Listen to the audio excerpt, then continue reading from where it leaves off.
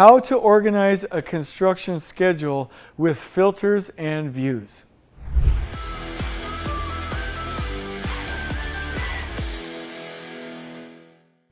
I'm super excited about this video because this is where it really gets simple. This is where the rubber hits the road, and you as a user, and especially the superintendents out there, can really start to jam with this because you've built a really nice production plan. So here's what we're going to cover. We are going to cover how to adjust your logic. And let me make a point that any logic you have in here, when we export to CPM, and we have a number of formats, all of that logic is retained and it's compliant according to the DCMA 14-point check. That means when we export these into a CPM software and we go do the health analysis, we get up to a 98% schedule health score, which is phenomenal. And if you get rid of a couple little things, which I wouldn't recommend, it's a problem inherent with CPM, you can get to 100, but I wouldn't recommend it. 98% score is really jamming. So all of this logic transfers. So we can adjust the ties. The other thing is, people will say, well, can I adjust this duration? Absolutely, and we'll show you that. The other thing is filtering your schedule. Let's say that you're a trade or you want to see some specific quantity, whatever you want, you can filter it. So this is absolutely amazing. We're going to do that right now. Danny's on the other side. We're doing this live with you, and we're going to cover first and foremost the logic. So he's going to click on one activity, and I want to make a point before we begin.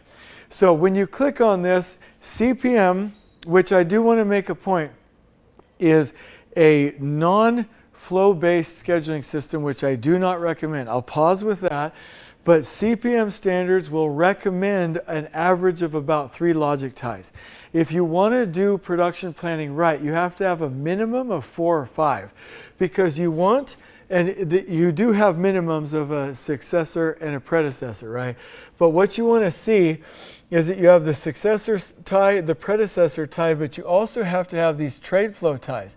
If you don't have these trade flow ties, then you don't have trade flow, and it's not a TAK plan. You can't start stacking and burdening trades and still have a TAK plan. So we default to 4 minimum.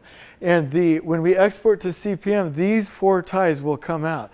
And so what I want to point out is that that is key. You're looking for an average of 4 to 5. Now this is all very easy and automatic. We wanted to replicate the easiest software applications. So Danny will take his cursor and left click and click on this node right here, and you'll see it goes into a mode for linking. And it says drag to your successor.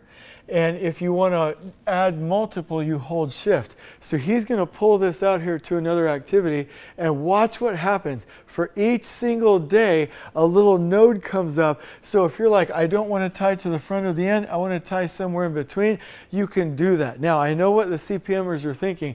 Everything has to be a finish to start. Most of those rules in CPM don't matter at all, and we have to get rid of them because it is all anti-production, it is all anti-flow. You very much want to be able to tie to a portion of, or in an intermediate point within the actual task itself. So Danny can just let go, and it's logic tied.